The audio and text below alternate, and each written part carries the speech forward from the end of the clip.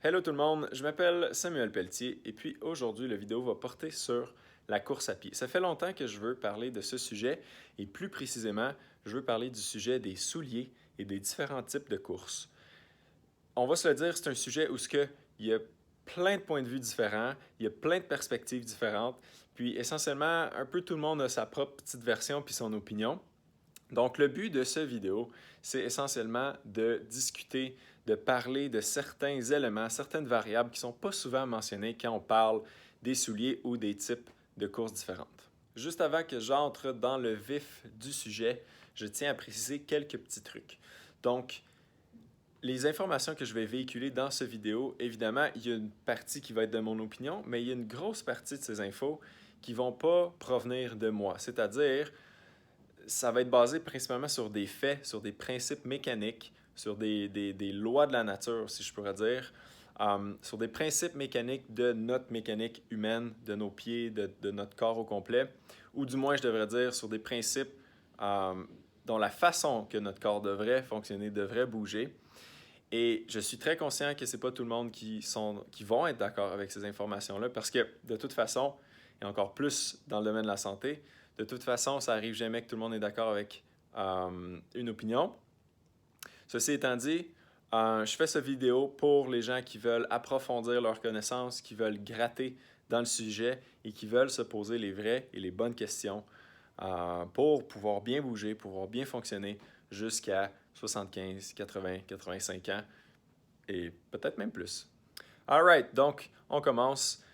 Première chose qu'il faut comprendre quand on parle de course, bon, évidemment, il y a plein d'informations qu'il faut prendre en considération, mais je vais rester très, très simple pour juste dire l'essentiel aujourd'hui dans la vidéo. Première chose qu'il faut comprendre, c'est que les pieds, comme vous allez pouvoir voir dans la vidéo, les pieds agissent comme des springs, comme des ressorts. Donc, ça absorbe l'énergie pour ensuite la restituer, pour nous propulser. Donc, on peut bien voir les mollets, les tendons d'Achille, la cheville, justement comme se tendre, aller créer de la tension pour ensuite aller rebondir, si je pourrais dire. Ça, essentiellement, c'est ce que je veux dire par un principe naturel, un fait. C'est qu'essentiellement, un pied, c'est fait pour fonctionner de cette façon-là. Et puis, les humains, on est un peu plus similaires. En fait, on est pas mal plus similaires qu'on est différents. Puis les différences sont essentiellement dues à, dans le fond, différents comportements ou différents styles de vie. Mais originalement, nos pieds sont faits pour fonctionner de cette façon-là. On a toutes les mêmes os, ou presque toutes les mêmes os, pour quelques petites variations par-ci par-là dans la vie, mais on a toutes les mêmes os principales, on a tous les mêmes muscles, on n'a peut-être pas nécessairement les mêmes formes, mais on a toutes les mêmes pièces. Et puis nos pieds sont faits pour travailler en ressort de cette façon. Le problème avec ça, c'est que les souliers modernes, avec la fameuse drop, avec la fameuse inclinaison et le fameux coussinage, les souliers modernes nous empêchent d'aller utiliser cet effet de ressort que nos pieds sont supposés nous apporter. Donc, c'est comme si on a de l'énergie gratuite qu'on n'utilise pas. Puis, je vais vous expliquer qu'est-ce que je veux dire par ça. Donc, pour bien vous illustrer ce que je veux dire quand je parle d'énergie gratuite, voici une petite image. Et pour garder ça simple, je vais utiliser ma main puis mes doigts, mais le même principe pourrait vraiment être utilisé, le même principe pourrait vraiment être appliqué au niveau des pieds, des jambes et à la grandeur du corps. Donc, si mon doigt s'en vient contracter ou mes doigts viennent contracter contre la boîte, ici, on pourrait appeler ça une contraction musculaire. On pourrait dire que c'est 100% musculaire. C'est une contraction purement musculaire. Si je viens utiliser une force externe, et puis là, je viens juste bouger mon doigt comme ça, et puis là, je ne suis pas en train de contracter, ma main est très molle, je viens juste faire ça comme ça. Ça, c'est l'effet élastique des tissus, naturellement. On devrait avoir cet effet élastique à la grandeur du corps.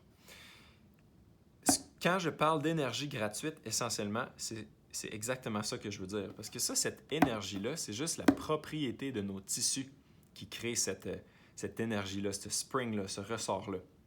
Et ce n'est pas une contraction musculaire. Une contraction musculaire, ça demande de l'énergie, ça demande des calories, tandis que l'effet élastique des tissus, ça n'en demande pas. Et là, ce qui est vraiment bien important de comprendre, c'est que pour avoir une contraction efficace dans notre corps, il faut jumeler la contraction musculaire avec cet effet de élasticité-là de nos tissus. Et puis quand on réussit à bien coordonner ces deux éléments-là ensemble, écoutez bien la différence. Là, j'ai une contraction plus l'effet d'étirement ensemble et ça donne un potentiel d'énergie vraiment plus intense que juste l'effet d'élasticité ou l'effet de contraction.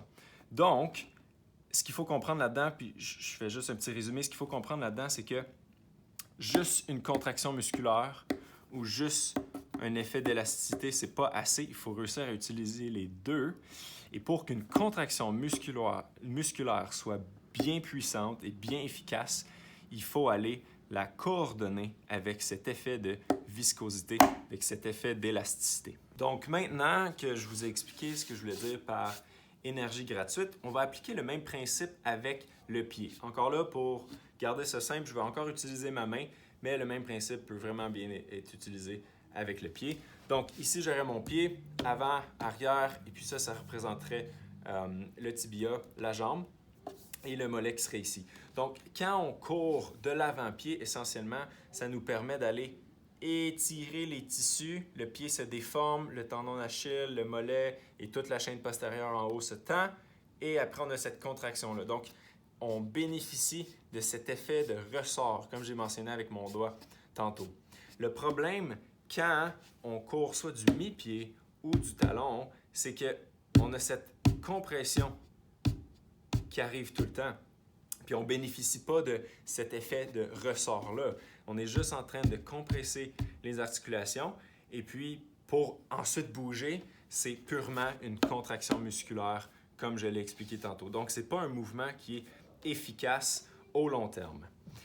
La deuxième chose aussi qu'il faut prendre en considération, c'est que s'il y a un soulier qui vient dans la game, donc évidemment ici j'utilise ça pour représenter un soulier, mais il faut bien comprendre que l'inclinaison ou la drop, ça serait l'avant, ça serait le derrière. La drop est très intense ici. Ça n'existe pas un soulier comme ça, ou du moins pas un soulier de course, mais c'est vraiment juste pour illustrer le principe derrière ce que je veux dire. Mais je suis conscient que l'inclinaison est très intense. Donc, le problème avec des souliers où on a une drop, une inclinaison, et même si la drop est minime, même si la drop est très petite, déjà là, cette petite variation d'inclinaison-là, ça change la mécanique du pied. Donc, vous allez pouvoir le voir vous-même. Si on vient courir comme ça pour aller utiliser l'énergie, le spring, si on a quelque chose qui nous freine ici,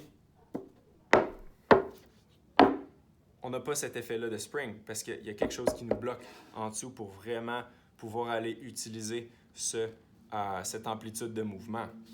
Donc, ça fait qu'essentiellement, on n'a pas le choix d'aller courir soit du talon ou du mi-pied constamment, mais lorsqu'on fait ça, on est juste en train de compresser. Et oui, il y en a qui vont dire, oui, il y a des coussins avec des ressorts ou du gel pour nous permettre d'aller utiliser un autre effet de ressort. Oui, c'est vrai, sauf qu'en même temps, ce n'est pas ça de bien bouger parce que le pied est déjà fait pour pouvoir utiliser cet effet-là de ressort, d'élasticité musculaire pour pouvoir bien avoir une propulsion. Alors voilà, la morale de l'histoire, c'est que nos tissus, nos muscles sont faits pour aller utiliser cet effet de ressort-là, cet effet d'énergie gratuite, comme je l'ai appelé. Et puis oui, on peut quand même courir sans aller utiliser cette énergie-là. Ceci étant dit, quand on ne court pas de façon optimale en utilisant cette énergie gratuite-là, on est juste en train d'user nos articulations et nos muscles de façon prématurée parce que ce n'est pas la façon qu'ils sont supposés fonctionner au long terme. Évidemment, il y a toujours 1% ou peut-être moins des gens qui réussissent à courir sur le talon jusqu'à 70 ans. Ceci étant dit, ce n'est pas la majorité des gens. Par expérience, et ça c'est juste mon expérience, la majorité des gens que j'ai vus courir du mi-pied ou du talon au long terme, tôt ou tard, développent une sorte de problème de genou, de hanche, de dos, de périostite ou des trucs de ce genre-là. Parce qu'essentiellement, comme je le disais encore là, c'est de la compression. Donc, la morale de l'histoire, c'est qu'il faut apprendre à bien courir, il faut apprendre à bien bouger. Puis c'est ce que je veux dire par bien bouger quand je parle dans d'autres vidéos et je mentionne ces termes-là, c'est qu'il faut utiliser l'effet d'élasticité, l'effet de viscosité de nos tissus pour ensuite la restituer en énergie et nous propulser, et ce, à la grandeur du corps. Juste avant que je termine cette vidéo, je veux rajouter un dernier petit truc. Donc, plusieurs d'entre vous qui allez écouter cette vidéo, peut-être qu'il y en a parmi vous qui avez déjà essayé de courir de l'avant-pied avec des minimalistes et ça n'a pas fonctionné pour plusieurs raisons. Souvent, c'est entre autres à cause de blessures, tendons d'Achille, au niveau des pieds, au niveau des mollets. Et je suis conscient que ça, c'est une réalité pour plusieurs d'entre vous. Peut-être que certains d'entre vous aussi vont dire « j'ai pas la shape, j'ai pas la capacité physique pour faire ça en ce moment, j'ai des anciennes blessures. » Et puis, c'est toutes des raisons légitimes. La seule chose que je veux ajouter, par contre, c'est pas parce qu'on n'est pas capable de courir sur l'avant-pied de cette façon-là, optimale, maintenant, qu'on ne va pas l'être éventuellement.